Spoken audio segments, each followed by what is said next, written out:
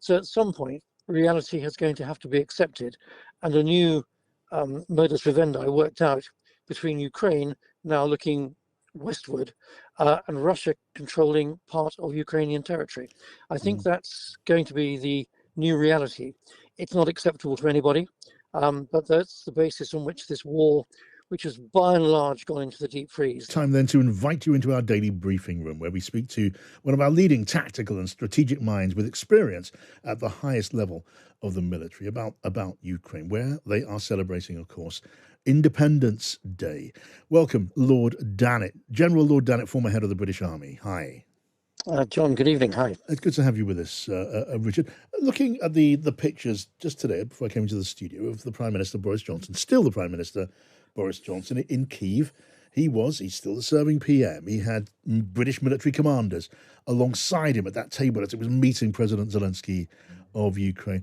I wondered what is going through their mind. And you, as a former head of the British Army, would have some insight into that. I wonder what they are feeling and thinking, sitting next to Boris Johnson just a couple of weeks before he ceases to be Prime Minister, on the value of this visit to the effort in Ukraine, tactically, strategically. What do you think?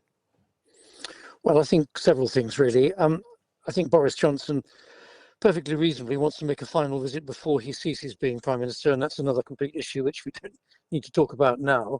But I think it does underline to Ukraine the strength of British support, and almost irrespective of who becomes Prime Minister, I think we can see that support continuing. And I think the senior military officers who were sitting beside Boris Johnson would recognise that and believe that that is right.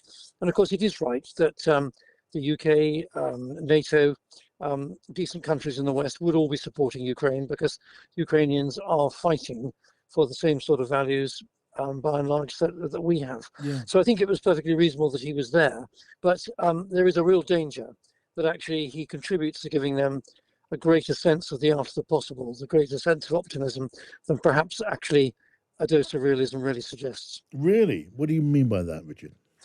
Well, Russia is not going to lose this war, but whichever way I look at it, I find it quite difficult to see how Ukraine can win it.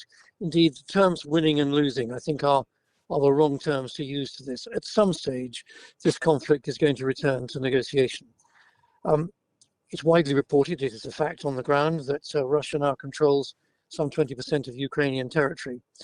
The United Nations, the world media, everybody might tell the Russians they've got to go. The Russians will never go voluntarily. I can't see the circumstances whereby the Ukrainians will ever be strong enough to throw them out. And the West, NATO, whoever, is not going to mount a Kuwait-style coalition operation to throw them out. So at some point, reality is going to have to be accepted, and a new modus vivendi worked out between Ukraine now looking westward and Russia controlling part of Ukrainian territory. I think that's going to be the new reality. It's not acceptable to anybody, but that's the basis on which this war, which has by and large gone into the deep freeze. The Russians have pretty much stalled in Donbass, but although the much vaunted counteroffensive at Kherson undoubtedly will take place at some stage, I don't see it happening for a while. The Ukrainians have not got their strength together sufficiently yet. Yes. But when you listen to Volodymyr Zelensky today, he made a broadcast to his people on this Independence Day for Ukraine. He was talking about fighting till the end. He was talking about not just peace, but victory. He seems to be a million miles away from the chain of your reasoning there, Richard.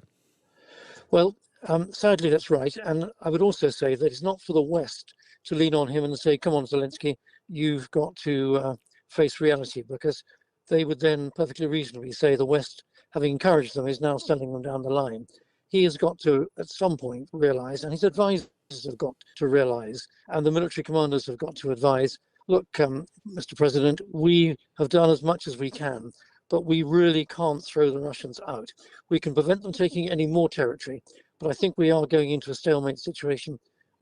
President Zelensky, sir, you've got to start negotiating. Yeah, I mean, the worry is, as you know better than me, the worry is that the argument that you're deploying there is a recipe for, it may bring, ultimately at some point, peace to Ukraine, in that the fighting would stop. It would mean Russia, it would mean Vladimir Putin's forces halting on a new line of control, occupying part of Ukraine, maybe quite a large part, and then just sitting it out for a while they regroup and rearm and get ready for the next big thrust. You'd be delaying, not ending, not halting the inevitable. That is quite possible. But I'm afraid I'm going to flip the coin back to the other side again. And John, you just tell me what the alternative is. I can't see Ukraine, albeit strengthened considerably by the West, being sufficiently powerful, sufficiently numeric to be able to throw the Russians out. And this situation may well go into the deep freeze, and a new normal may have to be accepted. Now, the West is not going to leave Ukraine on its own. The West will continue to support Ukraine with arms and ammunition and training. And goodness gracious, there's thousands of Ukrainian troops in the UK being trained at the present moment. So we're not going to sell them short. But I say again, I can't see the circumstances whereby they're going to be strong enough to throw the Russians out. Okay, well, good to talk to you as always, Richard. Let us talk again. We're looking at the plight of Ukrainians, and I know that you have a Ukrainian mother and son, I think, with you. We have, actually, and I said to Larissa this morning, well, of course, it's the 6-month anniversary of when this war started and 31st anniversary of our independence. Yeah. They come from Chernihiv. Well, Richard, Nikolai, best wishes to them.